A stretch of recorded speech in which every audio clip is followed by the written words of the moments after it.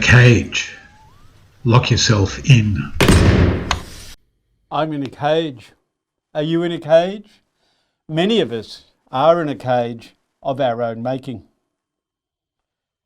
We've dug a hole in which we find ourselves, and we're yet to learn that fundamental wisdom: if you find yourself in a hole, stop digging.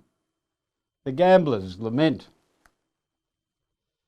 I had some laments when this picture of the solitary tree in a hot landscape cruised around the interwebs last week. The sole tree providing the shade for a bunch of cattle, sheltering from the blazing sun. Reminded me of an argument I saw above the ground when a bunch of tree loppers who'd been working all morning chopping down a tree were having lunch under the neighbour's yard. "Go sit under your own tree, you rotten ratbags," the neighbour was shouting. "But it's effing hot out here," protested the youngest worker. "Just do your job, mate," the foreman nodded to me before I could intervene. "Oh, what a pity! What a crying shame! You chopped your own tree down. Now you want to sit under my tree. You murdering maniacs! Find your own shade before you traumatise my plants for sheltering a murderer."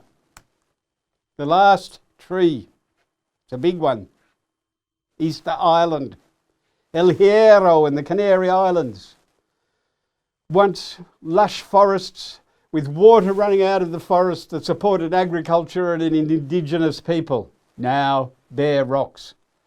The water and the local people disappeared within years of the last tree being cut down. Now scientists are building fog nets to try and capture enough water to support the forest regeneration programs. Sad, really. We learn too little, too late. Sarah Pink, the author of Living at the Edge of the Future, is making a new film about air, how we protect ourselves from the air. We fear it because we've made it poisonous. We protect the air from us in case we keep poisoning it. Sad, really. We learn too little, too late. Professor Pink also thinks that a lot of our academic research stinks. We study change as if it's static.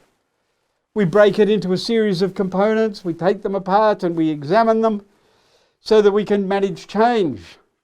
Meanwhile, climate chaos just keeps slipping through our fingers.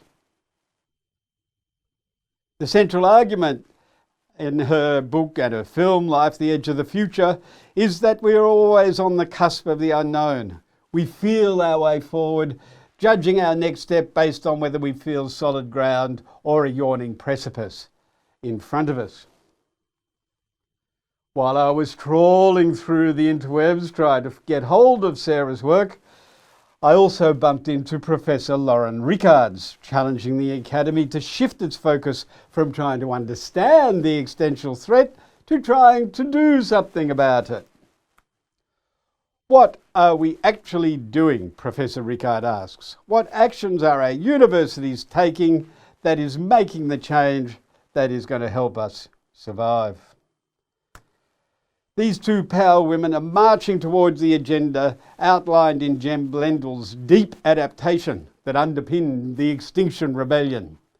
He observes that we are already at the point where we must ask, what do we want to keep? What do we have to discard? And what can we retrieve from the past? We can all do our bit. Grab your neighbours, make a safety plan, plant trees, fight to enforce laws against land clearing, collect water, let it gather in the soil, stop draining the swamp and start to learn feeding on it. The flood is here. The evacuate order has already been issued. If you are trying to adjust to the new normal, you have heard the wrong siren. The future is not something that happens to us. The future is what we are creating. Make yours a good one.